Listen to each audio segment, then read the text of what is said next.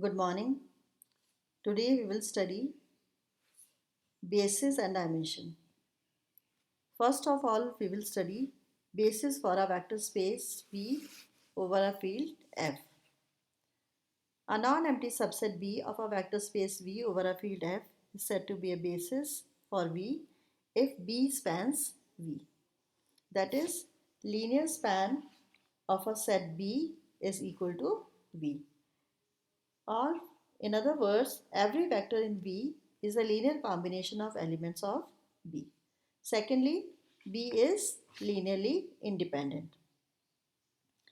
So when we say that every vector in V is a linear combination of elements of B, it means that if V is an element of V, then we may write it as V equal to lambda 1 V1 plus lambda 2 V2 plus so on up to lambda and Vn. And if we say that B is linearly independent, it means lambda 1 V1 plus lambda 2 V2 plus up to lambda and Vn is equal to 0. Then all the lambdas, lambda 1, lambda 2, lambda n are 0. Here V1, V2, Vn are the elements of a vector space V, and lambda 2, lambda n are the scalars belonging to field F. A vector space Vf is said to be a finite dimensional vector space if there exists a finite subset of V that spans it. Means number of element in the basis set is finite. A vector space which is not finite dimensional may be called infinite dimensional. Notice that the null vector cannot be an element of basis because any set containing the null vector is always linearly dependent. It is not linearly independent. For any field F and a positive integer n, the set B consisting of the vectors e1n, e2n, en spans the vector space Fn over the field F and is linearly independent. Hence, it is a basis for Fn and is called a standard basis for Fn. Since the empty set phi is linearly independent and spans the null space containing only a zero vector and which is also singleton, therefore the empty set phi is the only basis for the null space containing zero vector. Now we will show that the subset B, which is equal to E13, E23, E33, where vector E13 is 1, 0, 0, E23 is 0, 1, 0, E33 equal to 0, 0, 1 of real vector space R cube, then the set B spans R cube. So, to prove that the given set spans the vector space, we need to prove that every vector in V is a linear combination of elements of B. Secondly, B is linearly independent. Here we have a vector space which is three-dimensional space, and the elements E1 is elements of B are 1, 0, 0, 0, 1, 0, 0, 0, 1, which is nothing but x-axis, y-axis and z-axis. Any vector in ABC, any vector ABC in R2 may be written as ABC equal to A into 100 plus 010 plus C into 001. By simple calculation, one may see that A into 100 plus B into 010 plus C into 001 is equal to ABC, because we will multiply the first term inside by A, second term by B and the third term by C, and then we will add the resulting vector and we will get the element on the left hand side, which is ABC. So we have shown that any vector ABC which is the element of R cube can be expressed as a linear combination of elements of B which are 1 0 0, 0 1 0 and 0 0 1, or E1 3, E2 3, E3 3. Also B is linearly independent because lambda into E1 3 plus mu into E2 3 plus nu into E3 3 is equal to 0 0 0, implies that lambda into 1 0 0 plus mu into 0 1 0 plus nu into 0 0 1 is equal to the 0 vector 0 0 0. And by simple calculation, left hand side will be lambda mu nu equal to 0 0 0. And these two vectors are equal if the corresponding elements are equal. Means lambda equal to 0, mu equal to 0 and nu equal to 0. Hence, B is a basis for the real vector space R cube. Now, next we will show that the subset B1 equal to 1 1 0, 1 0 1, 0 1 1 also forms a basis for R cube. Because if we consider any vector of R cube to be A, B, C, and we can write as ABC equal to A plus B minus C upon 2 into 1 1 0 plus A plus C minus B upon 2 into 1 0 1, B plus C minus A upon 2 into 0 1 1. So, any vector of R cube can be expressed as a linear combination of elements of B1 which are A 1 1 0, 1 0 1, 0 1 1. Secondly, if lambda into 1 1 0 plus mu into 1 0 1 plus nu into 0 1 1 is equal to 0, then lambda equal to mu equal to nu is equal to 0. Means all the scalars are 0.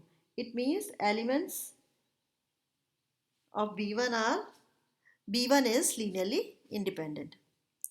It follows from this discussion that a basis for a vector space need not be unique.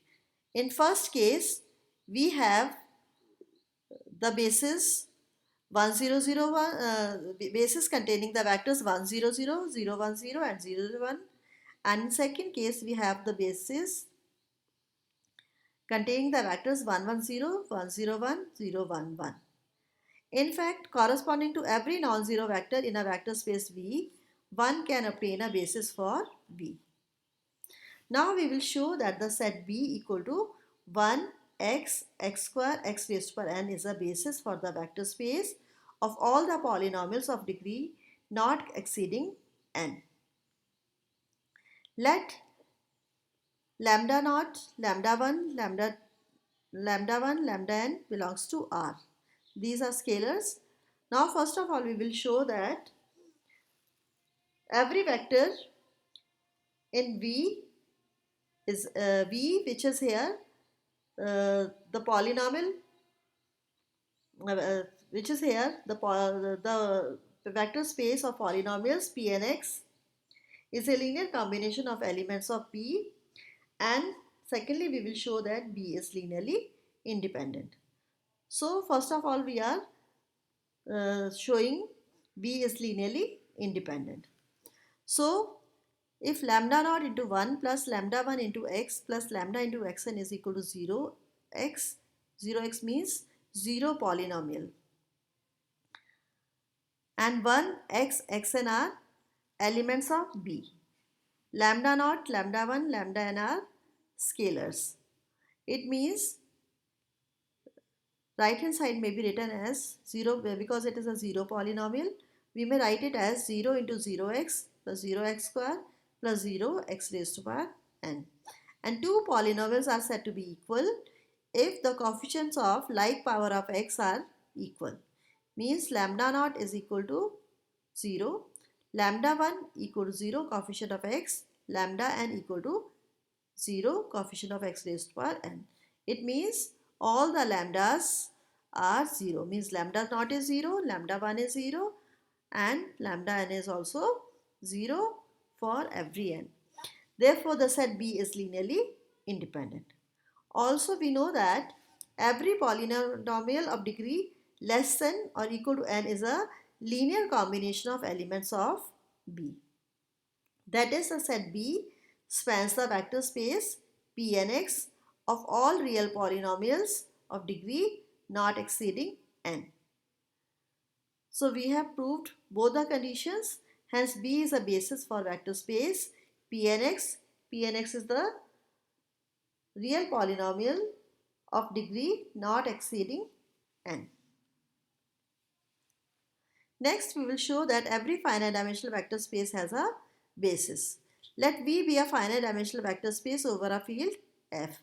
If V is the null space, then empty set phi is its basis and we are done. Means we have proved that every finite dimensional vector space has a basis. So let V be a non-null space, which is not null space. Since V is finite dimensional, there exists a finite subset S equal to V1, V2, Vn of V that spans V. If S is linearly independent set, then we are done. Means every finite dimensional vector space has a basis. If S is not linearly independent, then there exists a vector Vk belonging to X, which is linear combination of the vectors which precedes it. This we have proved in earlier lecture also, this condition. So remove Vk from S and let S1 is equal to S minus Vk. It means S1 spans V. If S1 is linearly independent set, then also the theorem is proved. Means every finite dimensional vector space has a basis. If not, we repeat the above process on S1 and omit one more element to obtain S2, and S2 is a subset of S1. Continuing in this manner, we obtain successively S1 contains S2, S2 contains S3, S3 contains S4 and so on, where each Si spans V. Since S is finite set and each Si contains one vector less than Si minus 1, therefore we ultimately arrive at a finite independent set that spans V.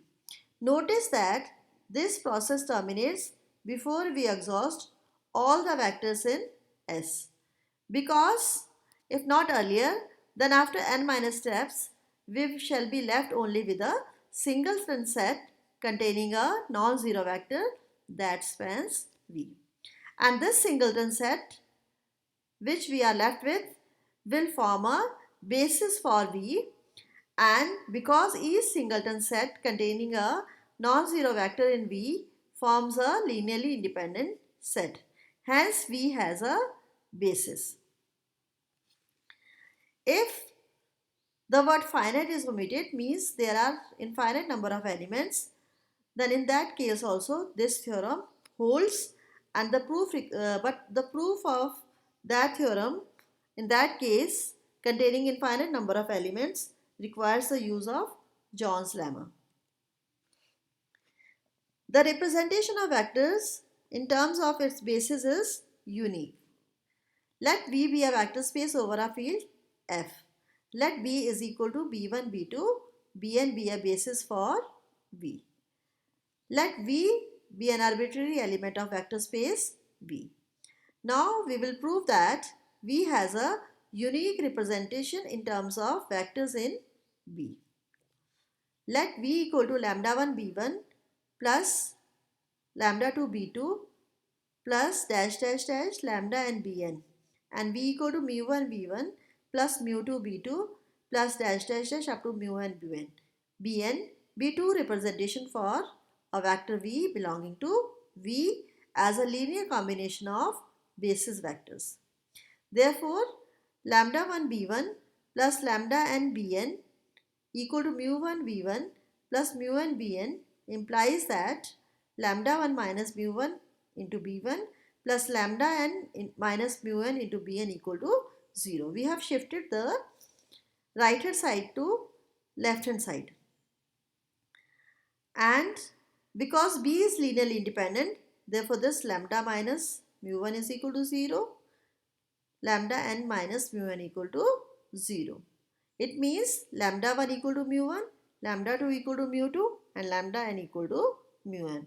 Hence, V has a unique representation in terms of vectors in B, because if we will have two representation as we have assumed, then we will arrive at the conclusion that these scalars are equal, means lambda 1 equal to mu 1 and lambda n equal to mu n, and in between all the scalars are also equal. Now, dimension of a vector space. If V is a finite dimensional vector space over a field F, the number of elements in any basis is called the dimension of V over F, and it is denoted by dim and then V. This is called dimension of V. It means the number of elements in any basis is called the dimension of V. The dimension of R cube is 3, since we have shown that 110, 101, 011 is a basis for R cube. Also, dimension of Rn over R is n. Since the null set phi is a basis for the null space 0, the dimension of this space is 0. Vector space which is not finite dimensional is said to be infinite dimensional. Now we will show that we will find the dimension of quotient space. Let V is a vector space over a field F and it is a finite dimensional vector space. Let S be a subspace of V. Then dimension of quotient space Vs is equal to dimension of V minus dimension of S. Here Vs is quotient space, and we had already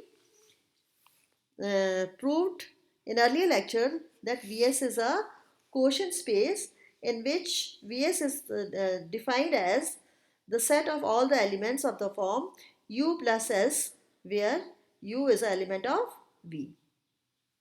And we had also defined vector addition on quotient space V by S as U plus S plus V plus S is equal to U plus V plus S, where U plus S and V plus S are the elements of V by S.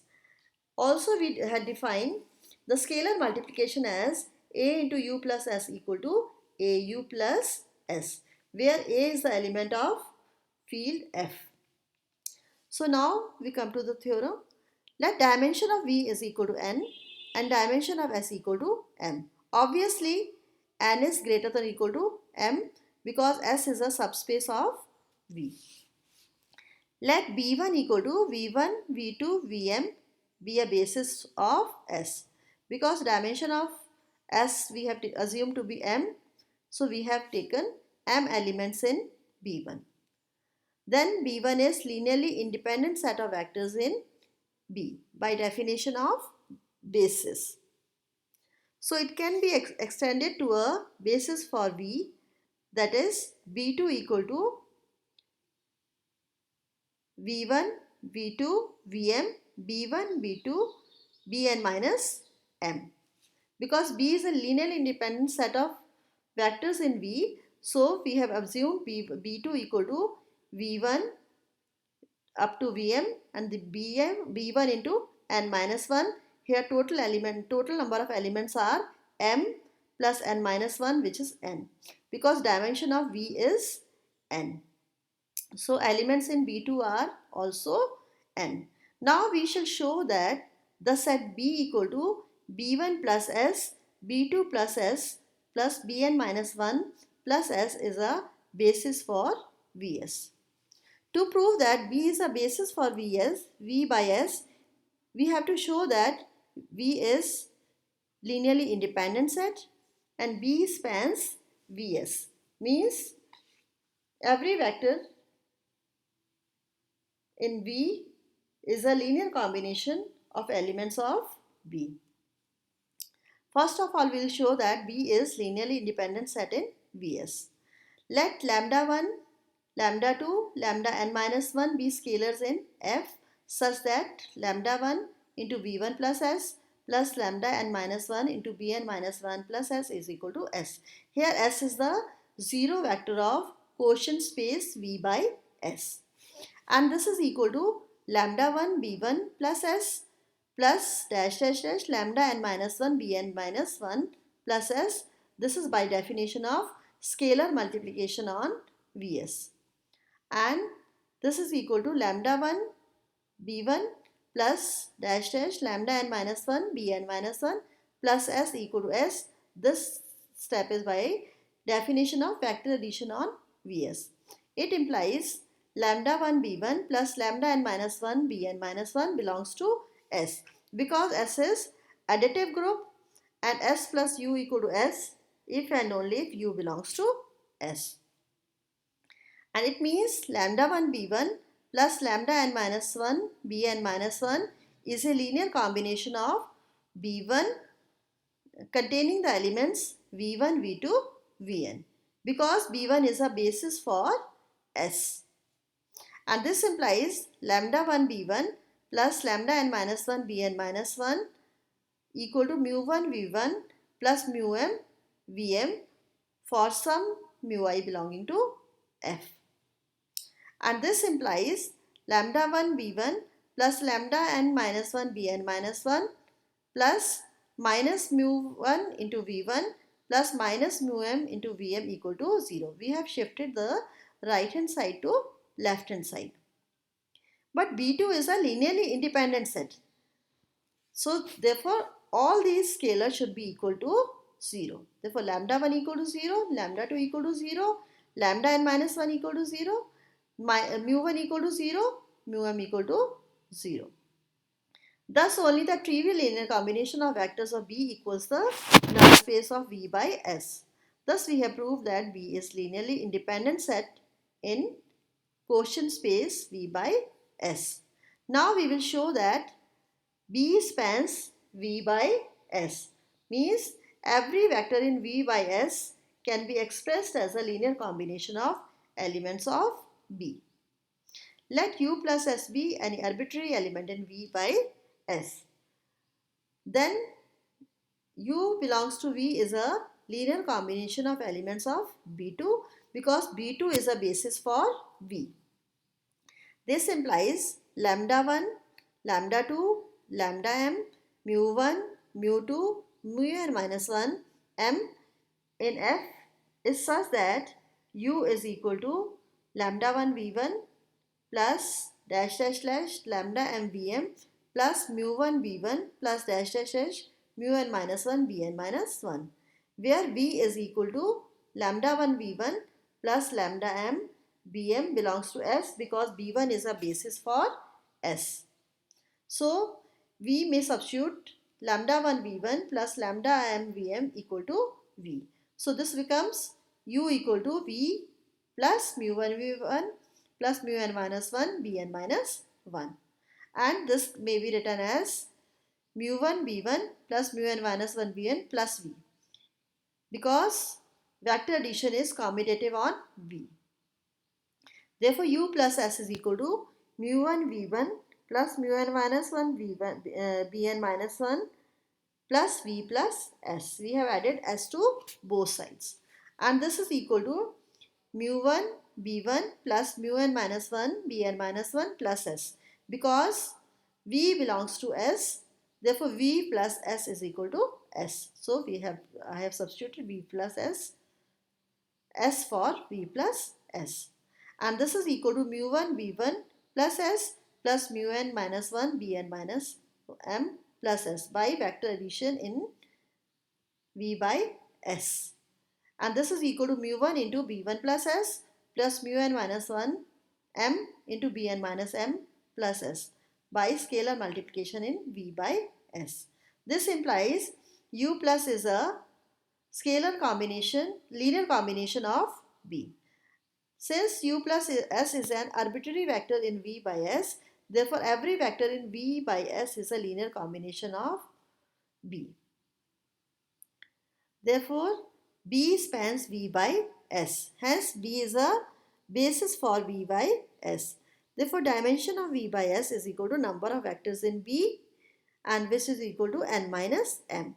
N is the dimension of V and m is the dimension of S. Thank you.